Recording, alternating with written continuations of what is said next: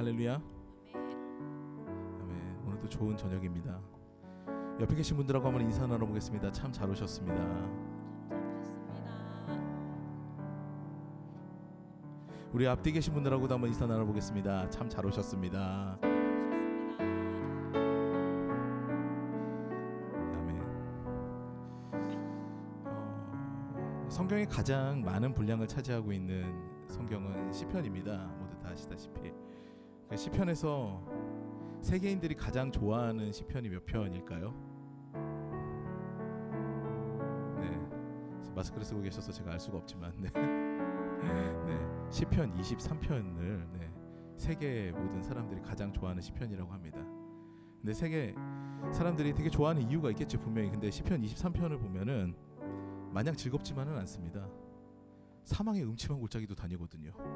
그리고 원수가 나오거든요. 그럼에도 불구하고 왜 그 시편 23편에서 위로를 얻을까요? 그 가운데서 어떤 상황이 있더라도 주님께서 우리를 지키시기 때문이십니다. 우리 좋은 것 주시는 분이시기 때문이죠. 이 시간에 그 주님을 기억하시면서 우리 그 주님께 정직하게 우리 신앙을 고백드리면서 우리가 오늘 수요 기도회로 나가도록 하겠습니다.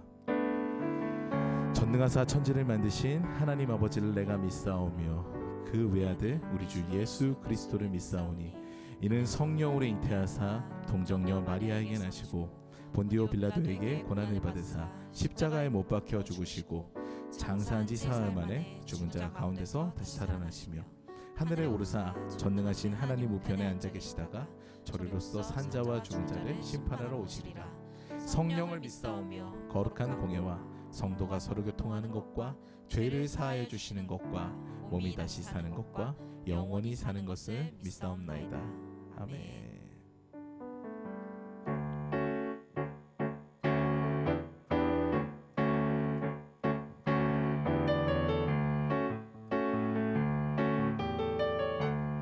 선한 목자, 선하신 목자, 날 사랑하는 분, 주 인도하는 곳 따라가리. 주의 말씀을 나 듣기 위하여 주 인도하는 곳 가려. 다시 한번 고백합니다. 선하신 목자, 선하신 목자, 날 사랑하는 분, 주 인도하는 곳 따라가리. 주의 말씀을 나 듣기 위하여 주 인도하는 곳 가려네. 나를 푸른 초장과 나를 푸른 초장과 쉴만한 물가로 내 선하신 목자 나를 인도해. 험한 산과 골짜기로 내가 다닐지라도 내 선하신 목자 나를 인도해. 다시 한번 고백합니다. 선하신 목자, 선하신 목자, 날 사랑하는 분, 주 인도하는 곳 따라가리. 주의 말씀을 나 듣기 위하여 주 인도하는 곳 가려네. 다시 한번 고백합니다. 선하신 목자, 선하신 목자, 날 사랑하는 분, 주 인도하는 곳 따라가리. 주의 말씀을 나 듣기 위하여 주 인도하는 곳 가려네. 나를 푸른 초장과 나를 푸른 초장과 쉴만한 물가로 내 선하신 목자 나를 인도해.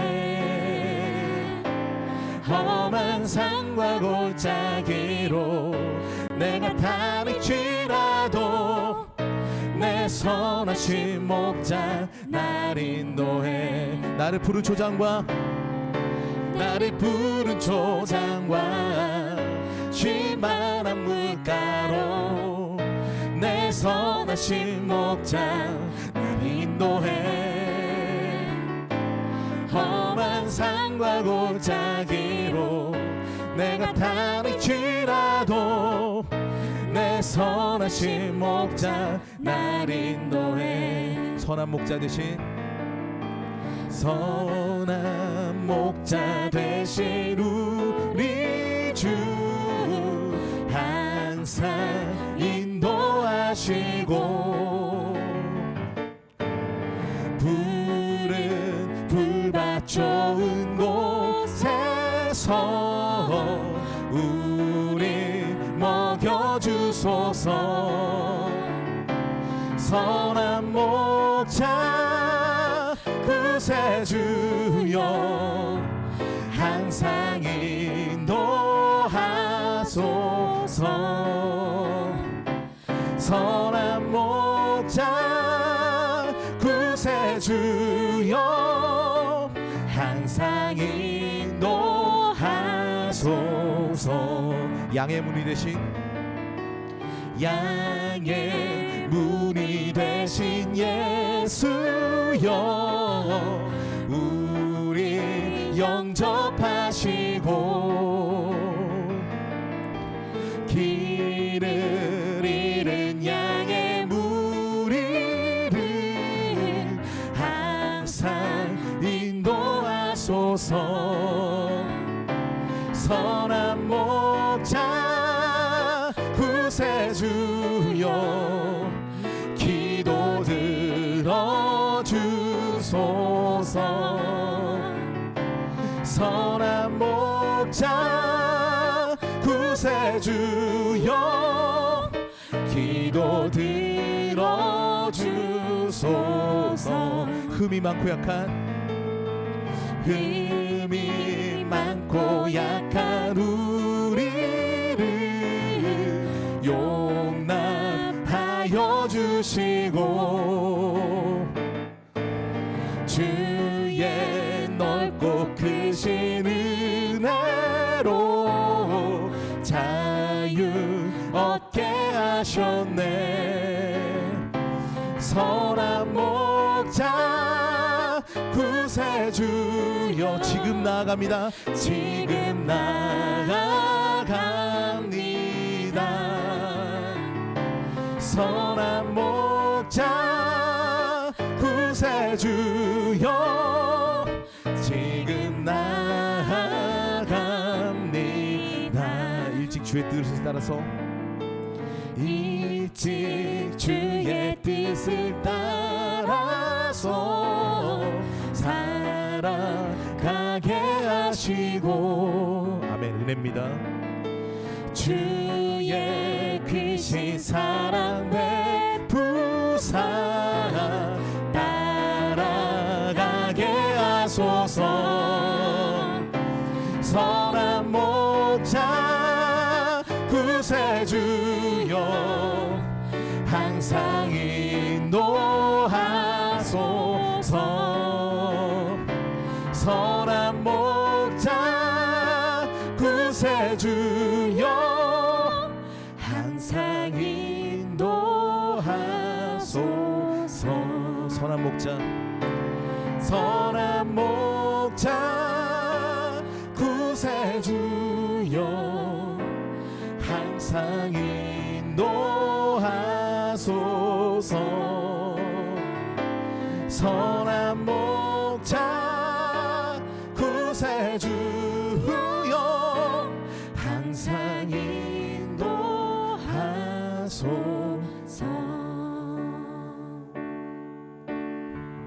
나의 하나님 나의 하나님 그 크신 사랑 나의 마음속에 언제나 슬픈 눈물 지을 때 나의 힘이 되시는 나의 영원하신 하나님 나의 구원의 반석 나의 사랑의 노래. 실패하여 지칠 때 나의 위로 되시는 나의 하나님을 찬양해. 세월이 지나도 변치 않으리. 내가 주를 사랑하는 마음 즐거운 날이나 때로 슬픈 날이나 모두 하나님을 사랑합시다. 세월이 지나도 비바람 불어도 모두 하나님을 사랑합시다. 다시 한번 고백합니다. 나의 하나님, 나의 하나님, 그 크신 사랑 나의 마음속에 언제나 슬픈 눈물 지을 때 나의 힘이 되시는 나의 영원하신 하나님, 나의 구원의 반석, 나의 생명의 주인, 나의 사랑의 노래. 실패하여 지칠 때 나의 위로 되시는 나의 하나님을 찬양해. 세월이 지나도 변치 않으리. 내가 주를 사랑하는 마음에 즐거운 날이나 때론 슬픈 날이나 모두 하나님을 사랑합시다. 세월이 지나도 비바람 불어도 모두 하나님을 사랑합시다. 외로운 밤이나 험한 골짜기라도 나의 하나님은 동행하시니. 아멘. 내 영혼 언제나 하나님을 바라며 세상 끝날까지 사랑하리라. 내 진정 소원이 내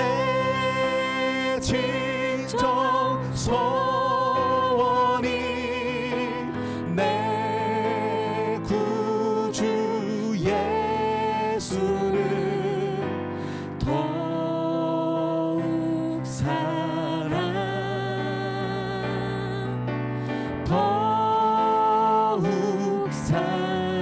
우리 마음과 뜻과 정성을 다하여서 내 진정 소원이 내 진정 소원이 내 구주 예수를 더욱 사랑, 더욱 사랑. 내 구주 예수를 내 구주 예수를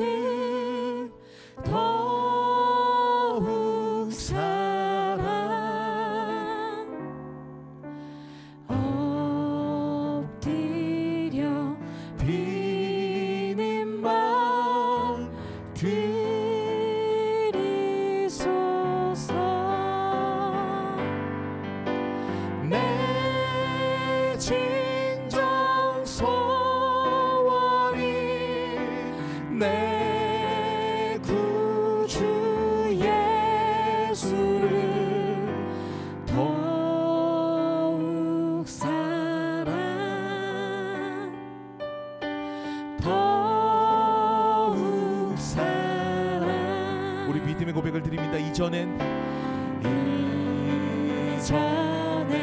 세상 나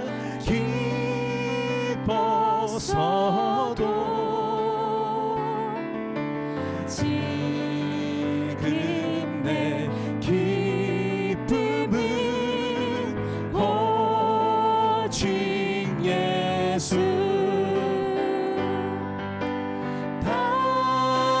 다만 내 비름만 내 구주 예수를 더욱 사랑.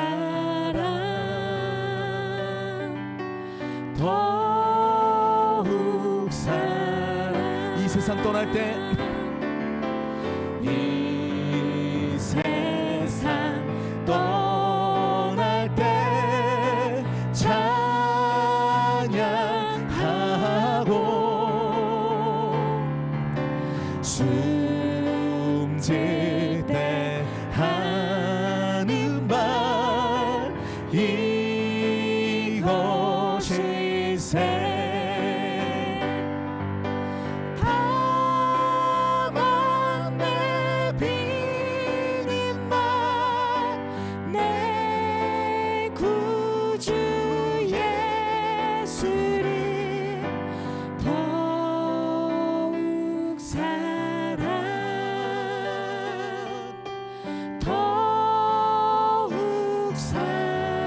마지막 고백합니다. 다만 내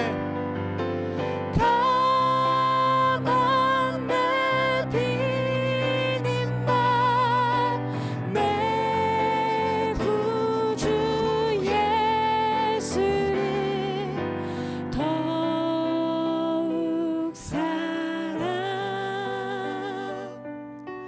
더욱 사랑.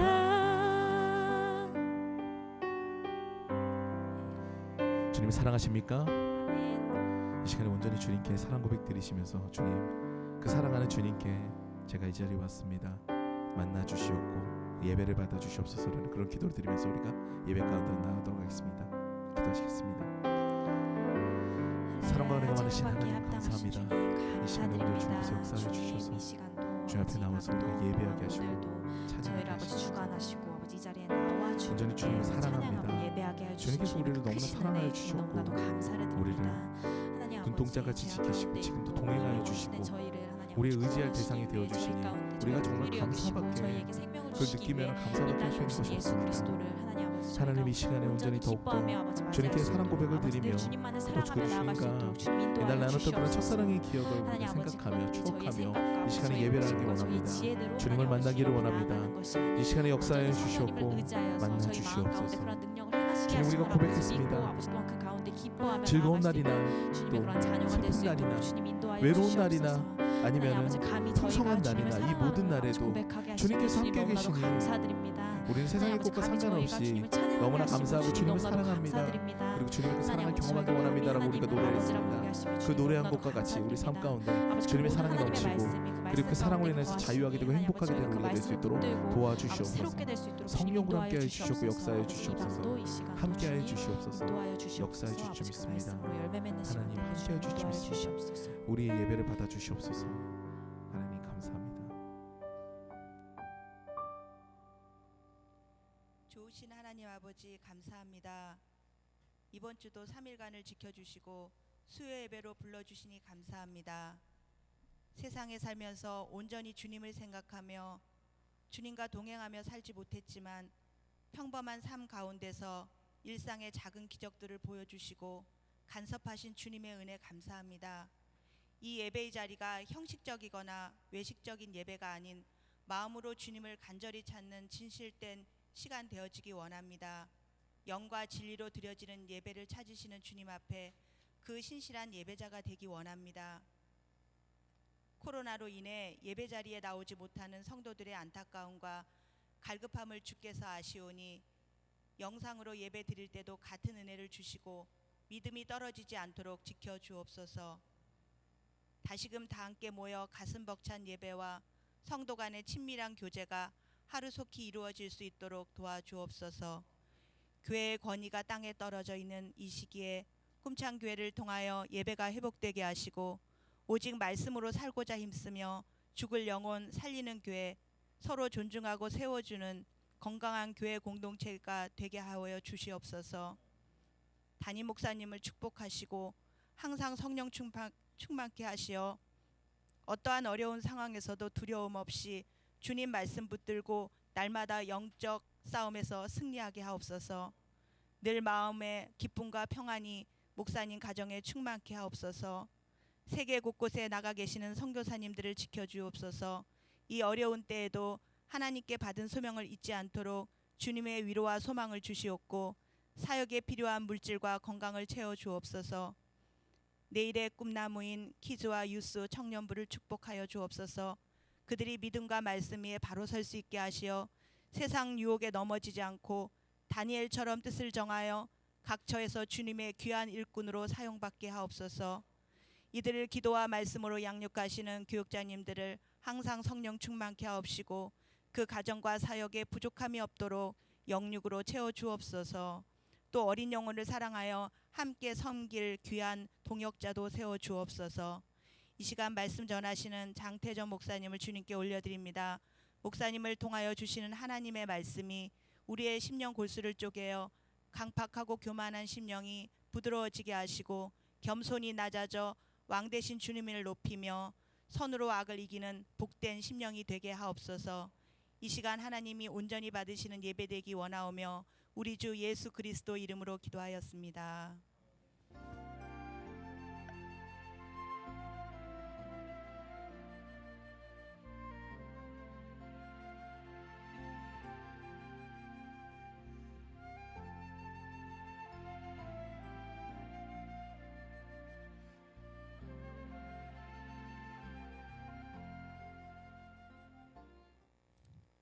할렐루야. 오늘 말씀은 사무엘하 22장 18절부터 20절 말씀입니다. 세 절 짧으니까 다 같이 합독하시겠습니다. 사무엘하 22장 18절부터 20절 말씀입니다. 주님 말씀 합독하시겠습니다.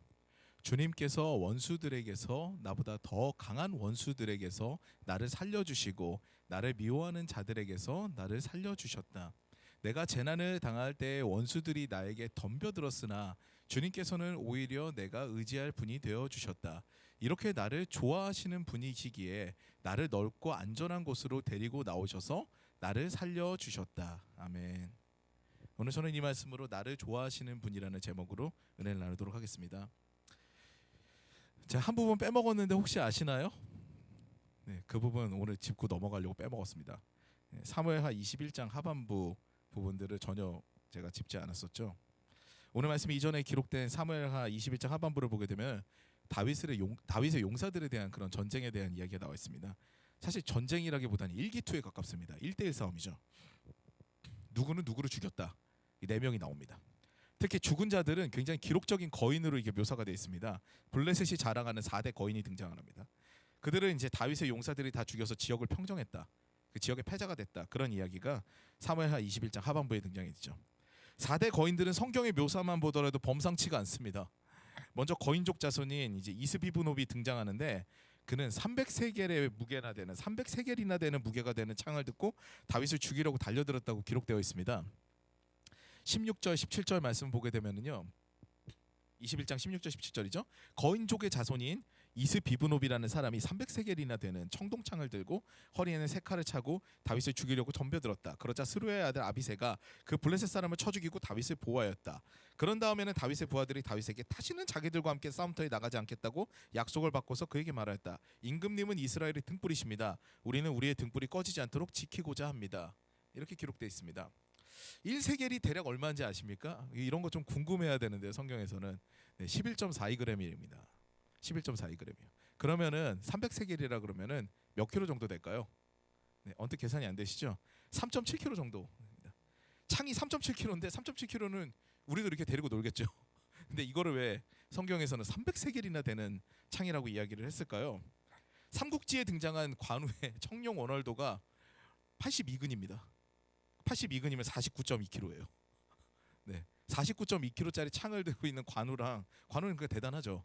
근데 이 이스비브노비 굉장히 대단한 사람인데 300세겔이나 되는 창을 들었다고 하는데 여기서 이제 그걸 잘 봐야 됩니다. 성경에 대한 이해는 이런 질문으로부터 시작이 됩니다. 이게 왜 이렇게 나왔을까? 이게 뭘까라는 곳에서 시작이 되는 거죠. 여기서 등장하는 창이라는 무기는 히브리어로 카인이라 그럽니다. 보통 창으로 해석이 되는데 많은 학자들이 창끝, 창날로 해석을 합니다. 그러니까 창날이 3.72kg였다라는 거죠. 왜 그렇게 보냐면 사무엘상 17장 17절에 보면 골리앗의 무기의 묘사가 나옵니다. 근데 거기서는 창날만 600세겔이라는 구분이 등장을 합니다. 그러니까 창날만, 창끝만 600세겔인 거예요. 그러니까 창대까지 닿으면 엄청 크지 않습니까? 노대로 만들었다 그러는데 굉장히 무겁겠죠. 네. 그것으로 미뤄봤을 때 이스비브노의 무기도 창날을 묘사한 거라는 의견이 대부분입니다. 뒤에 나오는 세 칼을 차고라는 부분은 히브리어로 하다시 하가르라고 합니다. 근데 하다시라는 거는 새로운이라는 뜻이고 하가르라는 거는 허리에 띠다예요. 근데 칼이라는 게 나오질 않는데 원래 병거를 매다 이런 의미를 가지고 있는 게 또 하가르예요. 그러다 보니까 학자들의 의견이 분분합니다. 진짜 창을 들고 칼을 맸는지. 보통 창을 허리에 차진 않으니까요. 아니면은 이 사람이 너무 키가 커가지고 창을 허리에다 비끌어 매고 난 다음에 달려나갈 수 있는 사람인지 이게 의견이 좀 분분해요. 어쨌든 특이한 거인족 용사입니다. 네. 굉장히 무거운 무기를 가지고 싸울 수 있는 그런 용사였죠. 근데 이런 자가 이제 다윗이 전쟁에 피곤해가지고 지쳐 있으니까 죽이려고 한 겁니다. 근데 그때 요압의 아우이자 용사인 아비새가 다윗을 보호하고 그를 쳐 죽였다고 성경은 기록하고 있는 겁니다. 그 다음에 등장한 거인족은 삽이라는 사람입니다. 근데 그 다음 등장하는 사람이 뜬금없습니다. 삽까지는 괜찮은데요. 갑자기 골리앗이 등장합니다. 골리앗은 누가 죽였죠? 네, 다윗이 죽였죠. 그런데 갑자기 골리앗이 등장해서 동명이인일까요? 아니면 오역일까요? 그를 죽인 사람이 소년 다윗이 아닙니다. 야레 오르김의 아들인 엘하난이라는 용사가 그를 죽였고 그는 다윗이 죽인 골리앗과 같이 상당한 거인이었던 것처럼 이렇게 나왔습니다. 동명이인일까요? 막 이런 해석들이 있었습니다. 그런데 보면은 창자루가 배틀 앞다리 같이 굵었다고 얘기를 하고 있으니까 굉장히 이제 용사였죠. 이 사람도. 역대상 20장 5절을 보게 되면은 근데 이 의문이 조금씩 풀립니다. 또 블레셋 사람과 전쟁이 벌어졌다. 야일의 아들 엘하난이 가드 사람 골리앗의 아우 라흐미를 죽였는데 라흐미의 창자루는 배틀 앞다리 같이 굵었다. 그러니까 결국은 골리앗이 아니라 골리앗의 동생을 죽였는데 그가 골리앗 같이 위대한 전사였다는 이야기죠. 근데 그런 사람을 죽인 겁니다. 그러니까 그조차도 다윗의 용사 앞에서는 별로 대단하지 않았다는 것을 굉장히 강조한 거예요. 그 다 골리앗 같은 그런 용사였는데도 불구하고 이제 그 뒤에 등장한 용사는 이제 손가락과 발가락이 6개인 다소 기괴적인 그런 모습의 용사입니다. 아예 태생부터 무사람과 달랐다는 거죠. 그런데 그도 다윗의 형 삼마의 아들인 요나단에게 죽습니다. 이로써 블레셋이 자랑하는 4대 거인이 다 죽은 거죠. 지난주 말씀 기억하십니까? 지난주에 우리는 사울이 기브온을 핍박해서 그의 자손 7명을 내어주게 된 사건을 이제 살펴봤습니다. 그리고 그 사건 이후로 등장한 본문이 좀 뜬금없습니다. 바로 이거예요. 4대 거인을 죽였다는 내용이에요. 다소 뜬금없죠. 그런데 이 사건은 맥락이 사실 같습니다. 이 두 사건의 맥락이 같아요. 지난주에 나눴던 주제 기억하십니까? 주님께서는 약자의 탄원을 들으신다. 네, 약자를 살펴보신다는 거죠. 이거 마찬가지입니다. 그 다음 본문도 거인들이고 초절한 무예를 지녔는데도 불구하고 모두 약자로 보이면 그보다 약해 보이는 다윗의 용사들에게 다 죽었다, 쓰러졌다 이 내용입니다. 무엇 때문입니까? 하나님의 편에 서는 자들의 손을 하나님께서 들어주신다는 겁니다. 지난주 말씀은 뭐였죠? 하나님의 뜻에 반역하게 되면 하나님께서는 약자의 손을 들어서 처벌하신다 했는데 이제는 하나님의 편에 서게 되면은 강자를 부끄럽게 하시고 약자의 손을 들어서 하나님께서 높이시고 그들을 처벌하신다는 겁니다. 근데 되게 병행되는 그런 구조가 돼 있죠. 게다가 우리는 주목해봐야 할 것이 하나 더 있습니다. 사무엘하 17장 40절을 보면 굉장히 의미심장한 부분이 하나 나오거든요. 사무엘상 17장 40절이죠. 바로 다윗과 골리앗이 이제 싸우는 그런 장면인데요. 그때 다윗이 굉장히 특이한 행동을 합니다. 40절 말씀 보시면 그런 다음에 다윗은 목동의 지팡이를 들고 시냇가에서 돌 5개를 골라서 자기가 메고 다니던 목동의 도구인 주머니에 집어넣은 다음 자기가 쓰던 무릿매를 손에 들고 그 블레셋 사람에게 가까이 나아갔다. 돌멩이 몇 개를 주웠다고요? 5개를 주웠죠. 왜 다윗은 돌을 5개나 짚었을까요? 네. 오늘 질문이 많죠. 네. 용맹하고 굉장히 전투에 능한 그런 골리앗이 다윗이 물맷돌 하나 날려가지고 피하게 되면 그 다음에 기회가 있을까요? 다윗이? 근데 왜 5개나 줬을까요? 이 본문 가지고 여러 목사님들이 이제 다양한 해석을 하셨는데 그 중에 2가지 정도가 제 마음에 남아 있습니다. 하나는 뭐였냐면은 다윗은 굉장히 차분하게 생각을 했을 것이다. 내가 이길 수 있을까? 그래, 하나님께서 함께 하시면 이길 수 있겠지. 쟤는 너무 큰데? 그래, 난 사자도 때려잡았잖아. 곰도 이겼잖아. 가자. 이러면서 마인드 컨트롤을 했을 것이다. 이런 목사님이 계셨고요. 근데 그것도 참 재밌었습니다. 제가 들으면서. 다른 견해는 조금 더 재밌습니다. 하나님의 영으로 충만하고 담대했던 특히 소년입니다.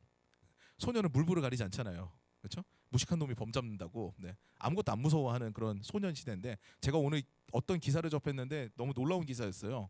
부산에서 13살짜리 소년이 지인, 그러니까 부모님 지인의 차를 몰래 운전을 해가지고 300km를 네, 운전을 했다 그러더라고요. 네. 경찰하고 추격전을 벌였대요. 13살 소년이. 네, 소년 때는 그렇게 네, 무서운 게 없는 것 같습니다. 근데 그런 다윗이었는데 뭐 물맷돌 가지고 사자도 때려잡고 곰도 때려잡았는데 무슨 마인드 컨트롤이냐. 그렇기 때문에 다윗은 더 나갔다. 다윗이 딱 보니까 골리앗 뒤에 거인이 네 놈이 더 서 있는 거다. 그래가지고 내가 저놈 죽이고 난 다음에는 그 뒤에 놈들까지도 내가 다 죽여야지, 그래가지고 돌을 5개를 주웠을 것이다. 이렇게 해석을 하셨습니다. 참 재밌는 거죠. 골리앗 뒤에 서 있는 그 4대 거인이 언제 죽습니까? 그 뒤에 다윗의 용사들에게 결국은 죽습니다. 조국의 안위를 위협하고 하나님을 업신여기는 할례받지 못한 자, 즉 이방인의 용사들이 굉장히 눈에 거슬렸기 때문에 다윗은 소년 때부터 그들을 죽이기로 맘먹었고, 그들이 나라를 괴롭히게 되니까 하나님께서는 그래, 그때 너 마음 먹었던 거 내가 이루어주겠다 그러고 죽였다, 뭐 이렇게 말씀하시는 그런 목사님 계셨습니다. 성경은 자세하게 이야기하고 있지 않습니다. 이 부분에 대해서. 이 부분은 알 수가 없지만 견해가 어느 정도 타당해 보이죠. 재밌죠. 네. 어쨌든 사무엘하 21장 후반부의 결과로 결국 블레셋의 용사들을 다 잃습니다. 골리앗뿐만 아니라 그 4명 4대 거인까지 다 죽어요. 그리고 다윗에게 지역의 패권을 넘겨줍니다. 무엇 때문입니까? 하나님의 편에 선 다윗이기 때문에. 약하지만 다윗이 그들보다 훨씬 몸이 약하고 어리지만 하나님께서 승리를 주신 것입니다. 그리고 오늘의 본문이 다윗의 구원시입니다. 다윗이 대적이 많고 어려움이 많았지만 하나님께서 도우셨다는 이야기입니다. 다윗의 놀라운 고백이에요. 그는 소년부터 용사였습니다. 골리앗 죽였죠. 블레셋 사람들 사울이 양피 100을 원했는데 200을 갖고 갔죠. 용사였어요. 그리고 그의 용사들도 보통이 아닙니다. 블레셋이 자랑하는 4대 거인이 그의 용사들에게 다 죽습니다. 그런데다가 나중에 성경에 기록되어 있는 그런 다윗의 용사들을 보게 되면 너무 초월적입니다. 그 많은 군대들이 있는데 베들레헴 성에 물을 다윗이 먹고 싶다 그러니까 성에서 충돌해가지고 3명이 물을 길어옵니다. 그럴 정도로 용사들이 용맹이 뛰어났었죠. 그런데 이렇게 강한 군대와 내 업적을 세우게 되면 그 다음부터는 굉장히 교만해지거든요. 하나님을 이야기하는데 그 자리에 자기를 쏙 끼워놓거든요, 사실은. 그래서 하나님께서 역사하셨는데 나에게 힘을 주셨어. 그래서 내가 이길 수 있었어. 이런 이야기를 많이 하거든요. 그런데 다윗이 그렇지 않습니다. 모든 영광을 하나님께라는 그 어구를 그대로 실행하고 있는 거죠. 참 놀랐습니다. 말 그대로 모든 영광을 하나님께 돌립니다. 저는 오늘 여러분과 함께 사무엘하 22장에 나타나 있는 다윗의 구원시 중에서 특히 아름다운 고백에 해당하는 18절부터 20절까지의 말씀을 함께 보면서 은혜를 나누고자 합니다. 근데 사실 이런 말씀을 드리기에 21절 말씀부터 25절 말씀이 좀 부끄러워요. 다윗이 상당히 뻔뻔한 모습이 좀 드러나 있습니다. 다윗이. 혹 학자들은 이것을 정말 다윗이 썼을까 이렇게까지 이야기를 해요. 왜냐하면 하나님께서는 의로운 자들을 도우시기 때문에 나는 의로움에서 벗어나지 않았다. 늘 착한 일만 했다. 이런 얘기를 하거든요. 근데 다윗의 만행은 그 당시 이스라엘에 다 알려져 있었습니다. 다윗이 잘못한 사람이었거든요. 그럼 이건 무엇을 이야기를 할까요? 그렇기 때문에 우리가 한 번 더 고민해봐야 되는 부분이 있고요. 저는 오늘 본문을 보는 것과 더불어서 하나님 앞에서 의인은 과연 무엇일까? 정말 잘못을 안 하고 우리가 의인이 되는 것일까? 아니면 다른 무엇이 있는 것일까를 한번 여러분과 나눠보고자 합니다. 오늘 읽은 말씀은 세 부분으로 나눌 수가 있습니다. 먼저 18절입니다. 주님께서 원수들에게서 나보다 더 강한 원수들에게서 나를 살려주시고 나를 미워하는 자들에게서 나를 살려주셨다. 이렇게 기록되어 있습니다. 주님께서 원수들에게서, 그 다음에 나보다 더 강한 원수들에게서, 그리고 나를 미워하는 자들에게서 나를 살려주셨다고 이야기하시죠. 나의 대적이 점점 심화됩니다. 구체화돼요. 나의 원수들, 더 강한 원수들, 그것도 나를 미워하는 자, 그렇게 구체화가 되죠. 하나님을 믿고 우리가 신앙의 기쁨을 느끼게 되면 늘 좋은 일하고 행복한 일이 일어나야 되잖아요. 근데 그렇지 않다는 것이 우리의 고민이 됩니다. 저 같은 경우에는 제가 초등학교 1학년 겨울방학 때, 지금도 잊지 않습니다. 눈이 펄펄 내리는 그 가운데서 제가 교회를 처음 갔거든요. 친구들과 함께. 우리 집에서는 아무도 안 믿었었는데 그때 처음 갔습니다. 그러고 난 다음 되게 기쁜 일만 있어야 되는데 별로 기쁜 일이 있지 않고 죽을 병에 걸렸습니다. 초등학교 2학년 이제 2학년 초가 되고 난 다음에 갑자기 알 수 없는 병에 걸렸어요. 유명한 대학병원에 갔는데 병명을 모르는 거예요. 열이 안 떨어지고 계속 39도 40도 고열이 계속 시달리는데 어떤 병도 발견이 되지 않은 겁니다. 그런데다가 전염의 위험성이 있을지도 모른다 그래가지고 그럼 또 특실로 갔어요. 특실에서 대략 한 일주일간 입원했는데 학교를 안 간 시간을 따져보면 거의 한 열흘에서 보름 정도 안 간 것 같습니다. 느낌에. 그 정도로 아팠었죠. 열은 떨어지지 않고 검사는 다 받았는데 알 수가 없었습니다. 그리고 여러분께서 잘 아시다시피 저는 무속 집안에서 태어났거든요. 그러니까 이제 할머니의 이제 핍박이 시작되는 거죠. 교회를 다니니까 장손이 죽는다. 니네 뭐 하는 짓이냐? 이러면서 이제 어머니 아버지한테 막 얘기를 한 거죠. 그러면서 부모님 몰래 이제 부모님이 나중에 베갯잎을 가려고 하다가 발견하셨대요. 거기에 이제 부적을 넣고 가신 거예요. 할머니께서 막 그런 일까지 있었습니다. 교회를 다니면 좋은 일, 행복한 일만 이렇게 일어나야 되는데 왜 이런 날벼락이 떨어질까요? 좋은 번연의 철로 역정을 보게 되면은 크리스찬이라는 그런 주인공이 나오죠. 그 사람이 멸망의 도성을 지나가지고 쭉 가다 보면은 나중에 악마 아볼론을 만납니다. 그걸 싸워야 돼요. 그 자리에서. 하나님께서는 하나님의 전신갑주로 무장을 시키시거든요.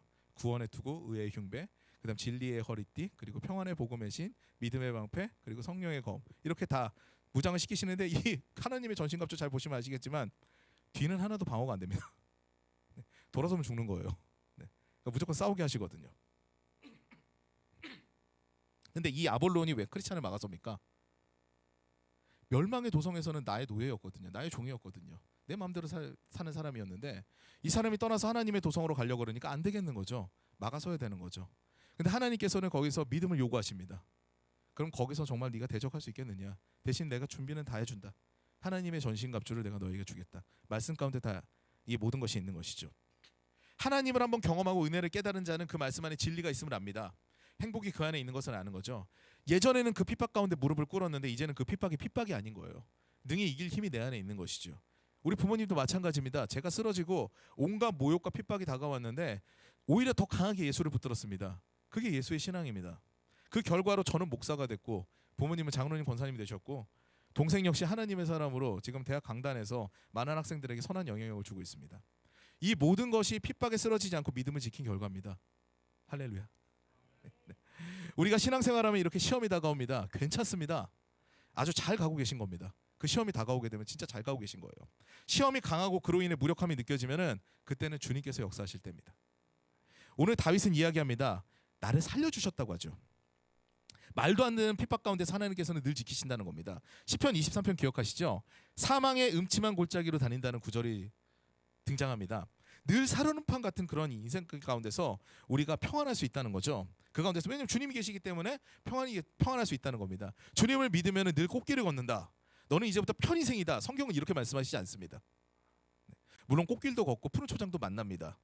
그렇지만 때로는 눈물 골짜기, 내 눈물로 인해 가지고 골짜기가 다 이룰 정도로 그런 눈물 골짜기를 지날 때도 있고 오늘 제가 말씀 나눴던 것과 같이 사망의 음침한 골짜기를 그 계곡을 걸을 때도 있습니다. 그런데 주님을 믿는 자들과 안 믿는 자들의 차이점이 무엇입니까? 이때 극명하게 드러납니다.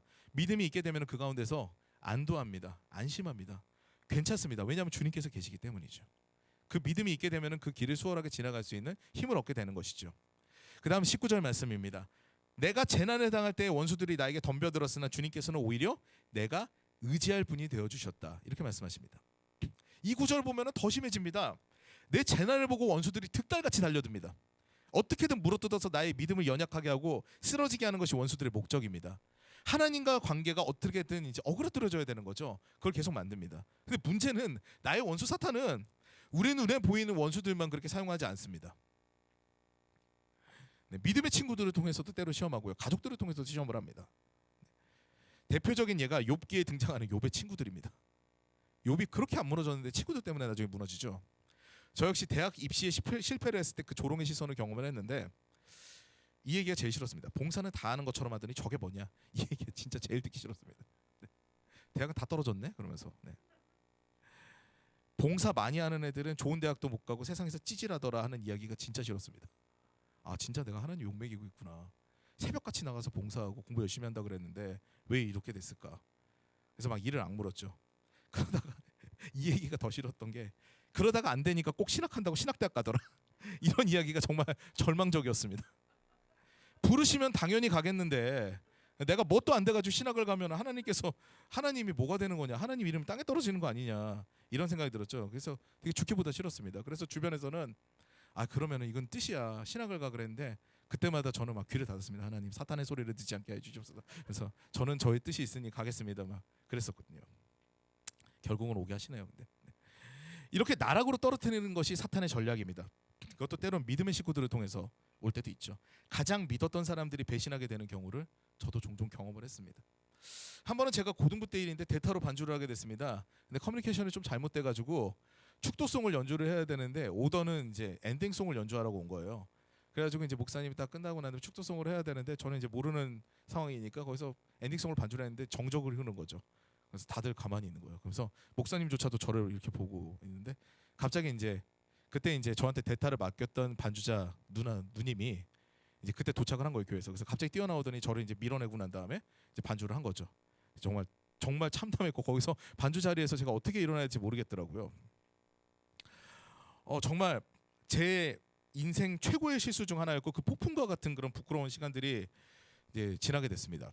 근데 그 후에 저와 함께 봉사를 했던 친한 친구 한 명이 있었는데 그 친구가 어느 날 길 가다 마주쳤는데 이런 이야기를 하는 거죠. 근데 후에 들어보면 그 친구가 저에 대한 굉장히 질투심이 있었대요. 왜냐하면 그 어머니가 저희 교회학교 선생님이었는데 제 칭찬을 아들한테 그렇게 많이 하셨답니다. 그래서 내 자식한테 다른 친구들 칭찬은 절대 하면 안 되겠다 이런 생각을 제가 하게 됐습니다. 네. 그랬더니 이제 그 친구가 이런 얘기를 합니다. 태정이는 자세하게 설명해 줘야 돼. 그래야 축도성 반주할 때 엉뚱한 거 안 치지. 이제 이 얘기를 한 거예요.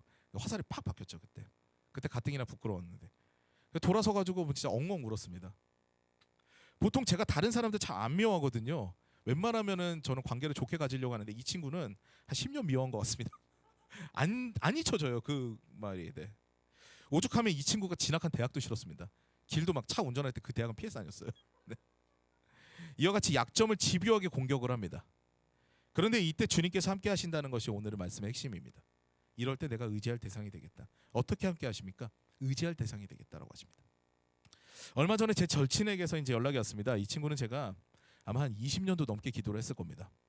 네. 중학교 때 한번 교회 데리고 나왔는데 그 뒤로부터는 교회를 떠나 있다가 집안이 완전 불교 집안이거든요. 그래서 교회를 안 다니다가 얼마 전에 갑자기 교회를 다니고 있다는 거예요. 그래가지고 처음에는 제가 전도를 계속 했는데도 내가 교회 나가면은 우리 어머니가 돌아가셔. 우리 어머니 절에 목숨 거시는 분이야. 맨날 그랬는데 어느 날 갑자기 교회를 나간다는 거예요. 그래가지고 야 어떻게 하다 네가 교회를 나가게 됐냐 그랬더니 아니 거래처 사장님이 내가 교회를 안 나가면은 좀 그래가지고 상황이 그래서 내가 나가게 됐어 그러는 거예요. 그래서 저는 저한테 되게 미안해하면서 얘기를 하는 거예요. 네가 그렇게 나오라 그랬는데 못 나갔는데. 근데 저는 되게 마냥 기뻤거든요. 하나님께서 이렇게 역사를 하시는구나. 잘 됐다. 그래. 어떤 교회든 좋으니까 이단만 아니면 된다. 잘 가라. 신앙생활 잘해라. 이랬습니다. 이 친구 요즘에 열심히 신앙생활 하거든요. 근데 이 친구는 의문이 있을 때마다 그래도 친구가 목사라고 이제 전화를 합니다. 상담을 하죠. 어느 날 이제 상담을 하려고 전화를 했습니다. 근데 집안의 우환에 대해서 얘기를 하는 거죠. 그래서 저한테 이제 이런 얘기할 때마다 이제 굉장히 존칭을 써요. 목사님, 제가 신앙생활하는데 보통 하나님을 믿으면 좋은 일이 일어나야 되지 않습니까? 그런데 왜 어머니께서 아프시고 사업에서 삐끗하는 일들이 계속 벌어집니까? 근데 재밌는 거는 마음은 괜찮습니다. 옛날 같으면은 막 욕을 하고 막 이럴 텐데 마음은 괜찮습니다. 어머니도 그냥 나으실 것 같고 사업도 잘 될 것 같습니다. 이게 맞는 건지 모르겠습니다. 이렇게 얘기를 하는 거죠. 예전 같으면 분하고 짜증이 나야 되는데 그렇지는 않고 하여튼 잘 모르겠습니다. 이렇게 얘기를 하길래 이제 제가 이 친구한테 해줬던 얘기는 그 순간 이제 지나가던 지혜로 해줬던 얘기는 한번 바꿔서 생각해 봅시다. 이렇게 얘기를 했습니다. 만약 내가 신앙이 없어서 감사가 없고 주님께서 해결하신다는 믿음이 없으면 이 상황에서 짜증이 나겠죠. 그리고 세상 말로 화딱지가 나겠는데 주님께서 함께 하신다는 믿음이 생겼기 때문에 이 상황에서 감사가 되고 잘 될 것 같다는 그런 확신과 믿음이 있는 거 아니겠냐. 이런 이야기를 했습니다. 어차피 인생에서 일어날 일인데 내가 이것 때문에 지금 불행한 시간들을 보내야 되는데 근데 주님을 알게 되니까 불행한 시간이 행복한 시간이 됐다. 그것이 바로 감사가 아니겠느냐. 이런 이야기를 했습니다. 그러니까 그 행복의 총량이 감소되지 않고 내가 행복을 계속 누리고 있다는 이 얘기에 이 친구는 굉장히 좋았나 봐요. 그래서 저와의 통화가 굉장히 은혜로웠다고 후에 얘기를 했습니다. 얼마 후에 이 친구는 암 판정을 받았습니다. 저는 엄청 깜짝 놀랐거든요.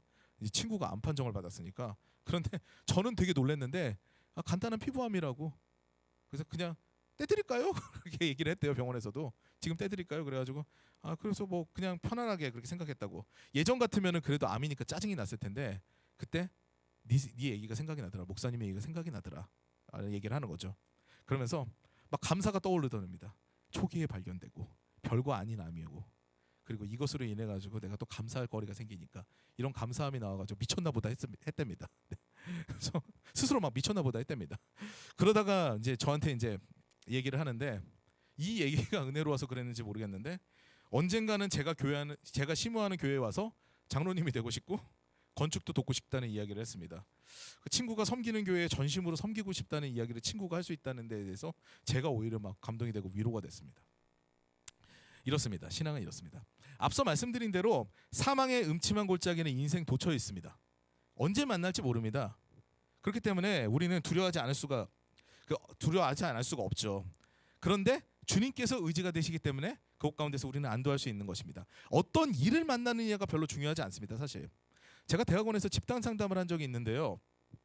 정말 관점이 다릅니다. 어떤 선생님이 자기 너무 힘들다고 얘기하는 거예요. 그래가지고 저는 진짜 그분이 너무 힘든 그런 사정이 있는 줄 알았어요. 근데 자녀들 다 키워서 공부시켜가지고 시집장가를 다 보내셨고 이제 남편분하고 두 분 사시는데 자기는 나이가 먹어가지고 이 공부를 하는 게 너무 힘들다고 이런 얘기를 하시는 거예요. 그러니까 그분에 대해서 공감을 그 집단들이 다 못했었던 거죠. 왜냐하면 다른 선생님이 바로 옆에 선생님이 그 전에 무슨 얘기를 했냐면은 저는 이 수업을 반드시 잘 배우고 나아가야 될 사명이 있습니다. 근데 그 선생님이 인생을 들여다보니까 폭력적인 남편 때문에 나중에 맞아가지고 이혼을 하게 됐고 그것도 나중에는 결국은 합의 이혼을 하게 되면서 양육비고 뭐고 아무것도 못 받게 됐고 자녀를 둘을 키워야 되고 그 싱글맘으로 살아가는데 그 아이들을 위해서 모든 것을 케어를 하면서 자신은 또 돈을 벌면서 그러면서 공부까지 하시던 분이었거든요.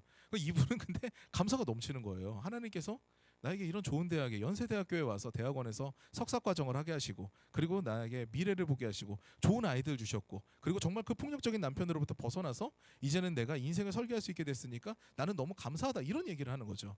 그러니까 감사의 관점이 다르다 보니까 이분에 대한 어려움과 이분에 대한 감사가 계속 매칭이 안 되는 거예요. 이런 상황입니다. 그러니까 결국은 어떤 어려움이 나에게 오느냐가 중요한 게 아니라 내가 어떤 마음을 갖고 있느냐가 훨씬 중요하더라고요. 주님께서 그런 의지가 되시는 분임을 꼭 기억하시면서 그 주님을 나의 의지 되시는 분으로 삼아서 인생의 어려움 가운데서 항상 그 파도 가운데서 수월하게 넘어가시는 여러분 되시길 주님의 이름으로 축원합니다. 마지막 20절입니다. 이렇게 나를 좋아하시는 분이시기에 저는 이 말이 참 좋았습니다. 나를 좋아하시는 분이시기에 나를 넓고 안전한 곳으로 데리고 나오셔서 나를 살려주셨다. 너무 기가 막힌 말씀 아닙니까? 나를 좋아하신답니다. 하나님께서. 내가 뭔데? 정말 이 모든 것 가운데 더한 은혜가 마지막 절에 나옵니다. 아무 공로가 없는데 나를 이렇게 좋아하시는 분이 우리 주님이십니다. 그래서 우리를 눈동자같이 지키시는데 사망의 음침한 골짜기에서 의지가 되시기만 한 게 아닙니다. 그냥 거기 있기만 한 게 아니에요. 못 나오게 되니까 저를 끌고 나오십니다. 넓고 안전한 곳으로 끌고 나오세요. 네가 못 나오는구나. 내가 데리고 갈게. 그 이끄시는 분이 바로 주님이십니다. 안 간다고 버티는 우리를 끌고 나오는데 어디로 나옵니까? 넓고 안전한 곳으로 데리고 나오십니다. 그저 우리는 주님의 뜻대로만 살게 되면 평안함과 생명이 보장이 되는 것이죠. 지난번에 제가 전에 교회에 있었던 같이 교감했던 그런 전도사님을 만나러 멀리 평택을 다녀왔습니다. 한 110km 되더라고요. 네. 갔는데 이 친구 저랑 참 비슷해요. 할머니가 무당이었고요. 그리고 삼촌이 박수였습니다. 저는 이제 증조 할머니 때부터 4대째인데 이 친구 3대예요. 저한테 형님 그러더라고요. 네. 생각도 비슷합니다. 능력도 되게 대단해요. 굉장히 능력이 있어가지고 제가 이 친구랑 사역했으면 좋겠다 했는데 이 친구도 저랑 마음이 좀 비슷했나 봐요. 자기 교회 부목사가 공석이 생겼을 때 그때 제가 제일 먼저 생각났답니다. 물론 저를 부르진 않았었는데요. 그때 후에 기회가 돼서 이 전도사님하고 같이 사역을 하면 참 좋겠다 이런 생각을 했었습니다. 근데 그 전도사님과 하나님의 인도하심에 관해서 이야기를 나누는데 이제 제 이야기를 했습니다. 한참 제가 듣고 난 다음에 그 다음에 이제 제 이야기를 했는데 나 아무것도 보지 않고 하나님 부르심 따라서 왔더니 양주 땅이라는 곳으로 왔는데 하나님께서 가장 좋은 집, 지금까지 살았던 중에서 가장 좋은 환경, 그리고 가장 필요한 사역지로 불러주셨다는 그런 이야기를 하게 됐습니다. 뭐 다 아시니까 제가 자세하게 설명 안 드리는데요. 하나님께서 내가 정말 움직이지 않으시니까 쇠베톤, 하나님의 지팡이와 막대기 중에서 끝에 못이 달린 막대기가 쇠베톤입니다. 그걸로 저를 찌르셔가지고 나오게 하신 거거든요. 사실은 원래 양들을 다룰 때 막대기와 지팡이가 있어요. 막대기는 이제 양들이 막 구덩이 빠졌을 때는 이게 올려주거나 아니면 뭐 다른 데 갈 때 이게 탁탁탁 치는 건데, 말 안 듣는 이제 못된 양들이 있으면은 그 양들은 그 끝에 막대기에 못이 박힌 걸로 엉덩이를 찌릅니다. 그럼 와 하면서 이제 양들이 가게. 그게 이제 하나님의 지팡이와 막대기, 시편 23편에 나온 그거거든요. 네. 그러면서 이제 다른 이제 악한 짐승들이 공격을 할 때도 공격하는 막대기가 이 쇠베톤입니다. 그걸로 저 찌르신 거죠, 하나님께서. 그래서 그런 거라고 이제 간증을 했더니, 그러면서 사역지와 집, 그리고 아이들과 학교, 어린이집 이야기까지 쫙 얘기를 했습니다. 그러니까 이 전사님께서 목사님 정말 행복합니다 그러는 거예요. 그래서 왜 뭐가 행복해? 내가 행복하지 네가 왜 행복해? 그러니까 오랜만에 진짜 하나님의 인도하심을 듣습니다 그러는 거죠. 그러면서 항상 하나님께서 아니 뭐 하나님께 이렇게 헌금하고 그리고 내가 이렇게 봉사하고 그럼 하나님께서 물질을 주셨다, 나에게 뭐 이렇게 합격하게 하셨다, 이런 얘기들만 듣고 나니까 노이로제가 걸렸는데 진짜 하나님께서 인도하시는 걸 느꼈다고. 그래가지고 제가 더 은혜가 됐습니다. 네, 덩달아 행복해졌습니다. 아, 내 삶이 증거가 될 수 있구나, 이런 생각에 정말 행복한 시간이었습니다. 저 역시 제 자신에 대한 확신이 강하고 생각을 고치기 힘든 사람입니다. 담임 목사님도 잘 알고 계시죠 저를. 네. 하나님께서도 저에게 말씀을 주시겠지만 하나님께서도 말씀을 주셨는지 아닌지 제가 둔감해서 잘 모를 때도 많습니다. 목사도 그래요. 그랬더니 하나님께서는 억지로 저를 끌고 가시는 겁니다. 저 좋아하시거든요. 여러분도 좋아하시죠? 믿으시기 바랍니다. 그래서 끌고 가십니다. 그리고 끌고 가셨는데 와보니까 넓고 풍요한 곳입니다. 갈 때는 내가 여기가 좋사오니, 내가 여기가 너무 좋은데 왜 나를 끌고 가나, 왜 나의 멱살 잡고 이렇게 가시나, 이렇게 생각할지 모르겠지만 이곳이 정말 좋은 거죠. 넓고 안전한 곳인 거죠. 풍요한 곳입니다. 이렇게 삶으로 체험되니까, 그래서 저는 이제 자신이 있습니다. 여러분, 하나님께서 살아계십니다. 그리고 우리에게 좋은 것 주시는 분입니다. 이곳에 진리가 있으니까 교회를 사랑하고 하나님의 말씀을 사모하십시오. 구원은 반드시 주시면서 삶 가운데도 하나님께서는 역사하십니다. 하나님께서는 절대로 불행하게 자신의 백성들을 그대로 두지 않으십니다. 저같이 연약한 목사한테도, 이렇게 막 말씀 둔감해가지고 잘 모르는 목사한테도 하나님께서 역사하시는데요, 여러분 그대로 두실까요? 그렇지 않습니다. 하나님의 그 위대한 인도하심에 순종하여서 넓은 곳에서 자유롭게 여러분들의 꿈들을 이뤄가시는 그런 복을 경험하시기를 주님의 이름으로 축원합니다. 말씀 정리하겠습니다. 하나님께서는 하나님을 믿고 따르는 자들을 오늘 말씀대로 좋아하십니다. 그래서 원수들로부터 지키시고 그들이 재난 가운데서 터득달같이 막 달려드는 그런 악한 자들이 있더라도 의지가 되어주십니다. 종국에는 아예 손을 잡고 그곳에서 끌어내십니다. 넓은 곳, 안전한 곳으로 인도하시는 분이 바로 좋으신 우리 하나님 아버지십니다. 너무 좋은 우리 아버지 하나님과 동행하시면서 행복한 인생길 걸어가고 싶으시지 않으세요? 네. 우리 함께 말씀 가운데서 주님만 바라보고 늘 주님의 역사하심을 경험하시면서 행복한 인생길 걸어가길 소원합니다. 그 은혜가 가득한 삶 사시는 저와 여러분 되시기를 주님의 이름으로 축원합니다. 네, 기도하시겠습니다. 오늘 기도 제목 3가지인데요. 주님을 믿고 의지하면서 늘 감사하는 삶을 살아가겠습니다. 주님께서 늘 좋은 것 주시는 분임을 기억하며 살아가겠습니다. 그리고 그것을 받았으니 서로 사랑하고 섬기는 성경적인 교회 공동체를 세우겠습니다. 이런 기도 드리시면서 오늘 예배를 마무리하도록 하겠습니다. 기도하시겠습니다. 사랑과 은혜가 많으신 하나님 아버지, 감사합니다. 하나님께서 사랑하여 주셔서 오늘도 우리가 주님 앞에 나와서 주님께 예배를 드립니다. 하나님, 그 말이 가슴 뛰게 합니다. 나를 좋아하신다는 그 말씀이 정말 우리의 가슴을 뛰게 합니다. 하나님 역사해 주셔서 이 말씀을 우리 마음 가운데 붙들고 사는 우리가 될 수 있도록 도와주시옵소서. 얼마나 좋아하시길래 정말 우리를 하나님께서 그 사망의 음침한 골짜기, 눈물 골짜기 가운데서 끌어내실까요? 그리고 안전한 곳, 풍요한 곳, 넓은 곳으로 우리를 인도하실까요? 하나님, 그 은혜를 늘 기억하며 살아가는 우리가 될 수 있도록 도와주시옵소서. 생각을 바꾸고 그리고 우리 마음이 변화를 받으면은 정말 하나님께서 원하시는 일들이 우리 마음 가운데 이루어질 줄 믿습니다. 하나님, 그 믿음으로 살아갈 수 있는 우리가 될 수 있도록 도와주시옵고, 온전히 주님께서 사랑하시니 더욱더 주님을 사랑하고자 결단하고 살아가는 우리가 될 수 있도록 도와주시옵소서. 주님을 믿고 의지하게 되면은 그다음부터 감사할 일만 생각이 날 줄 믿습니다. 하나님, 그런 인생들을 경험해봤습니다. 하나님 역사해 주셔서 우리 인생 가운데서 더욱더 믿음이 자라게 하셔서 날마다 감사가 넘칠 수 있도록 도와주시옵소서. 감사가 넘침으로 인하여서 그 감사 에너지가 주변에도 전파가 되어서 다른 이들도 자신의 삶을 돌아보는데 절망과 그런 외로움 가운데서 빠져들고 허덕허덕대는 것이 아니라 오직 그 감사함 가운데서 정말 감사할 거리를 찾으면서 그 가운데서 하나님께 영광이 되는 삶들로 변화가 되는 그런 귀한 공동체가 될 수 있도록 도와주시옵소서. 주님께서는 자기를 찾는 자들에게 상 주시는 이심이라는 그런 말씀을 주셨습니다. 하나님께 나아가는 자는 반드시 그가 계신 것과 그가 자기를 찾는 자들에게 상 주시는 이심을 믿어야 할지니라 말씀하셨습니다. 하나님, 우리가 그 믿음을 가지고 주님 앞에 나아가기를 원합니다. 늘 좋은 것 주시고 늘 행복하게 하시는 그 주님을 우리가 기대하게 하여 주시옵소서. 징벌하시고 우리를 처벌하시고 그런 하나님이 아니심을 우리가 깨달아 알도록 도와주시옵소서. 말씀을 깊이 있게 보며 그 은혜 가운데 젖어서 온전히 우리에게 역사하신 하나님을 우리가 기대하고 바라고 소망하며 살아가는 우리가 될 수 있도록 도와주시옵소서. 아버지, 주관하여 주시옵소서. 늘 주님께서 원하시는 대로 우리 인생이 변화되기를 원합니다. 역사하여 주시옵소서.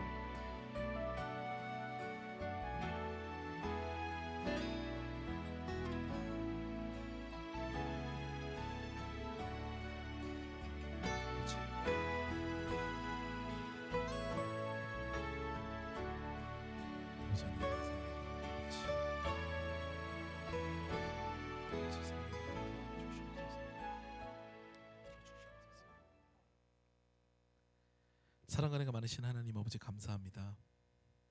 이 시간에도 우리 수요일 저녁에 주님의 은혜를 사모하여서 주님을 사랑하여서 이 자리에 나오게 하시고 주님의 말씀을 듣고 주님을 찬양하며 마음껏 기도하게 하시니 감사드립니다. 다른 처소에서는 정말 마음껏 주님을 부르짖지 못하고 주님의 이름을 부르는 것조차 금지되는 곳이 있지만 우리가 주님의 이름을 마음껏 부를 수 있고 예배를 드릴 수 있다는 것에 늘 감사하며 살 수 있도록 도와주시옵소서. 하나님, 우리가 말씀을 받습니다. 주님께서는 우리를 지키시는 분이고 살리시고 의지가 되어주시는 분이십니다.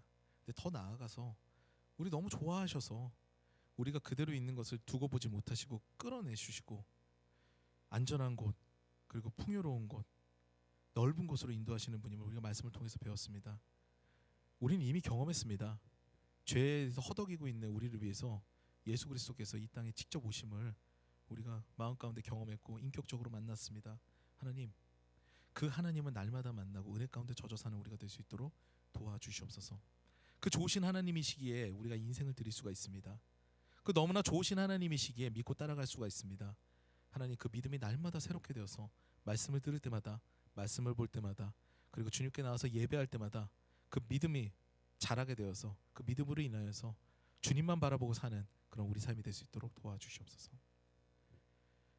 지금은 우리 주 예수 그리스도의 무한하신 은혜와 아버지 하나님의 영원하신 사랑과 보혜사 성령님의 내주하시고 충만하시고 교통하심이 이 자리에 모여서 주님께서 좋아하신다고 말씀하셔서 가슴 두근두근하는 그 마음 가지고 앞으로 주님을 더욱더 사랑하고 믿고 따라가겠습니다라고 결단한 우리 양주 꿈창교회 성도님들 머리 가운데 지금부터 영원토록 함께 하시기를 간절히 축원하옵나이다. 아멘.